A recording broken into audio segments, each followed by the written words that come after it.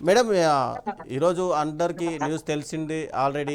DMK పార్టీకి సంబంధించినటువంటి ఒక మీటింగ్లో అటు ఉదయనిధి స్టాలిన్ వ్యాఖ్యలు చేస్తున్న సమయంలో త్రిష అంటూ ఒక్కసారిగా అరవడం, తర్వాత ఆ వ్యాఖ్యల్ని ఆయన సమర్థించినట్టుగా ఒక చిన్నగా నవ్వుతున్న తర్వాత ఆయన పైన ఒక కేసు నమోదవడం, ఇమ్మీడియట్గా అరెస్ట్ చేయడం, తర్వాత కోర్టు బెయిల్ ఇచ్చినప్పటికీ కూడా ఒక మహిళని తన పేరును రాజకీయాల్లో ఇలా ప్రస్తావించడం ఎంతవరకు కరెక్ట్ అంటారు? అబ్సల్యూట్ గా ఇది యాక్సెప్ట్ చేసే విషయం కాదండి.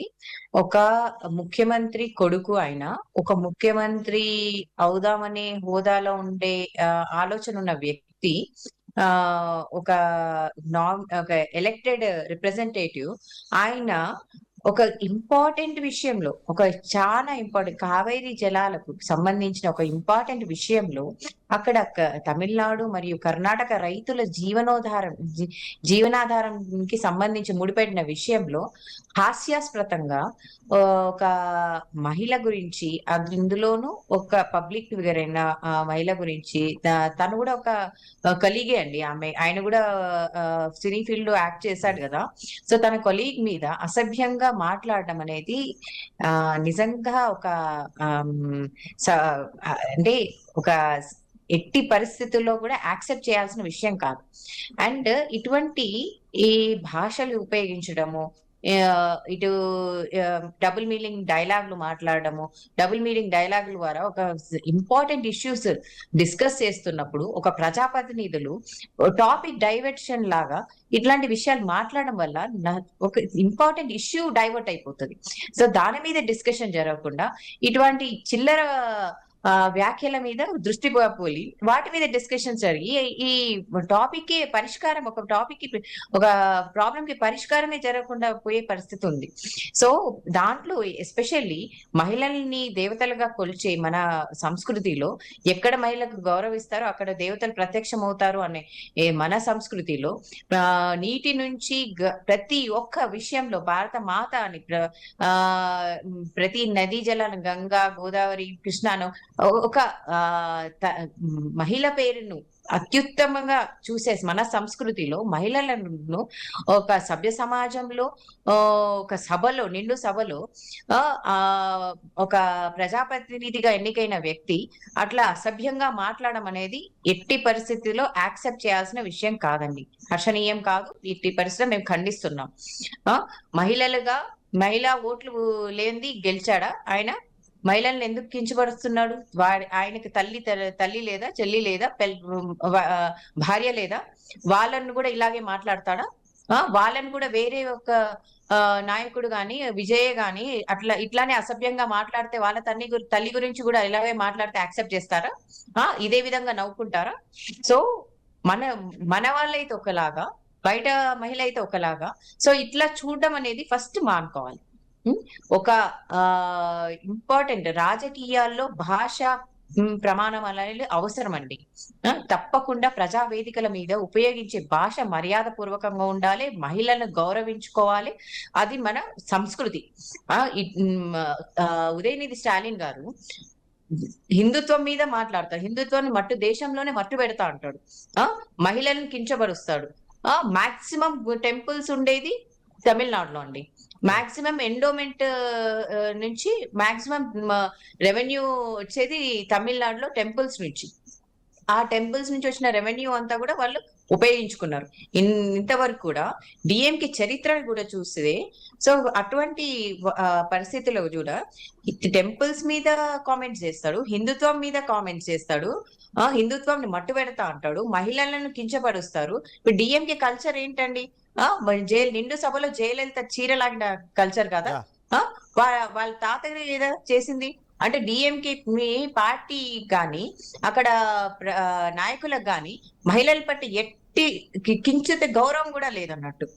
అటువంటి పీపుల్ ఇప్పుడు తమిళనాడు ప్రజలు గమనించాలి ఈ విషయం. తమిళనాడు మహిళలంతా కూడా ఏకమై డిఎంకే పార్టీని మట్టు పెట్టాలి, ఉదయనిధి స్టాలిన్ ని మట్టు పెట్టాలి. ఉదయనిధి స్టాలిన్ కంపల్సరీగా రిజైన్ చేయాలి. ఈ విషయం మీద అరెస్ట్ కాదు, రిజైన్ చేయాలి. అంటే ఈ సంస్కృతిని మనము ఎంకరేజ్ చేయకూడదు. ఆ రోజు జయలలిత నుంచి స్టార్ట్ చేసి ప్రతి ఒక్క మహిళను కూడా కించపరుస్తూ మాట్లాడతారు డిఎంకే నాయకులు, ఉదయనిధి స్టాలిన్ లాంటి వాళ్ళు. సో అటువంటి స్టాలిన్ లాంటి, ఉదయనిధి స్టాలిన్ లాంటి నాయకులను వెంటనే రిజైన్ చేయించాలి. సో ఈ మహిళలంతా గమనించాలి, తమిళనాడు మహిళలంతా గమనించాలి డిఎంకే వృత్తి ప్రవృత్తి ఏంటి అనేది. సో మహిళల పట్ల వాళ్ళకుండే గౌరవం ఏంటండి? 50% ఓటింగ్ ఉన్నారండి. మా మహిళలు ఓట్ అయ్యిందే ఉదయనిధి స్టాలిన్ గెలిచాడా? ఏ ధైర్యంతో అట్లా మాట్లాడతాడు? మహిళలను కించపరిచినట్టు మాట్లాడతారు. మీరు మన కల్చరే చూసుకుంటే కదా, ఇప్పుడు స్వామి వివేకానంద గారిని ఒక విదేశాలకు వెళ్ళినప్పుడు అక్కడ అడిగారు అన్నట్టు, మీరు మీ మీ దేశంలో మహిళలకు షేక్ హ్యాండ్ ఎందుకు ఇవ్వరు అని. సో అప్పుడు వివేకానంద గారు అన్నారు, మీ దేశంలో మీ రాణికి మీరు షేక్ హ్యాండ్ ఇస్తారా అని అడిగారు.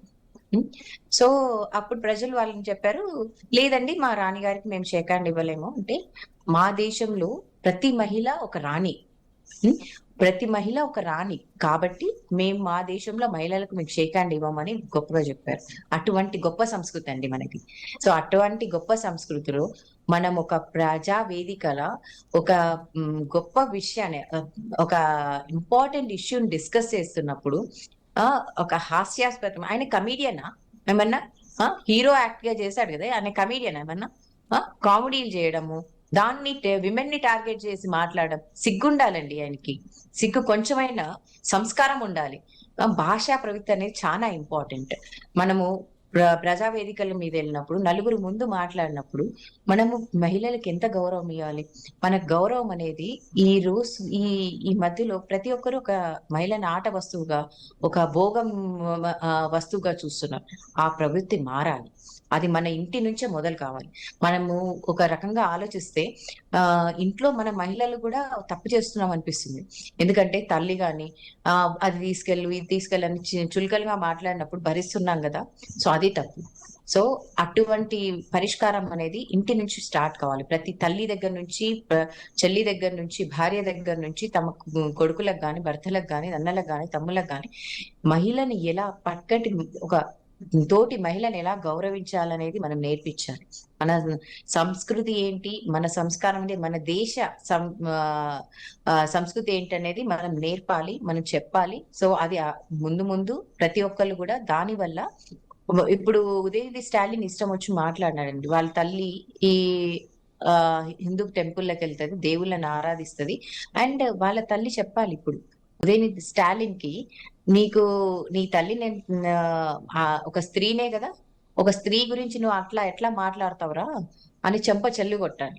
అంటే ఇటువంటి పరిస్థితిలో ఇటువంటి మనుషుల్ని మనం నాయకులుగా ఎన్నుకోవడం అనేది, వాళ్ళని ముఖ్యమంత్రి చేస్తే ఇంకెట్లా ఉంటది సిచ్యువేషన్.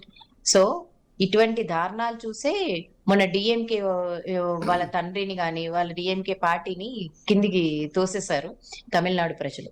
సో ఇప్పటికైనా ఉదయనిధి స్టాలిన్ బుద్ధి తెచ్చుకొని మహిళలను గౌరవించడం అనేది నేర్చుకోవాలి. మహిళలను గౌరవించని ఏ పార్టీ కూడా మట్టు పెట్టుకొని పోయింది. సో ఇదే విషయము మీద తప్పకుండా మహిళలు గమనిస్తున్నారు. ప్రతి ఒక్కరు దీనికి వారి ఓటు ద్వారా ముందు వాళ్ళకు ఒక గుణపాఠం నేర్పుతారు. ఇక ముందు డిఎంకే పార్టీ అనేది లేకుండా చూసే పరిస్థితి వస్తుందని నేను చెప్తున్నాను. ఎస్, అంటే ప్రతి వ్యక్తికి కూడా తన పర్సనల్స్ అనేవి కొన్ని వరకు ఉంటాయి.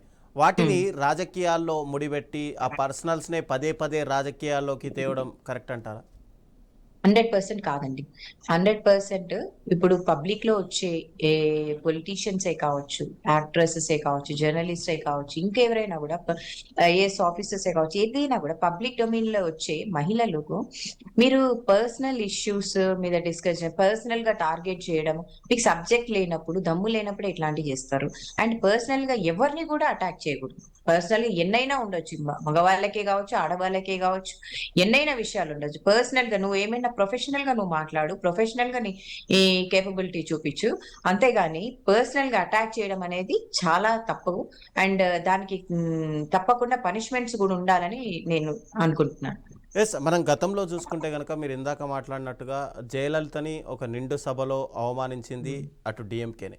ఇప్పుడు త్రిష ఇష్యూని తెరపైకి తీసుకొచ్చి అలా అవమానంగా మాట్లాడుతున్నది డిఎంకేని. అంటే డిఎంకే డిఎన్ఏలోనే ఇలాంటి ప్రాబ్లం ఉందంటారా? 100% అండి. డిఎంకే డిఎన్ఏలోనే ప్రాబ్లం. ఇకపై ముందు ముందు ఈ 100% ఈ ప్రాబ్లం వల్లే వాళ్ళ పార్టీ కూడా మట్టుబట్టుకుపోతుందని నేను భావిస్తున్నాను. సో తాత అదే చేశాడు, మళ్ళీ మనవడు అదే చేస్తున్నాడు, తండ్రి కూడా అదే చేస్తాడు. పార్టీలో ప్రతి వాళ్ళు కూడా ఒక మహిళ పట్ల వాళ్ళకు ఒక గౌరవం లేదండి. ఈ విచిత్రం అనిపిస్తుంది వాళ్ళ బిహేవియర్.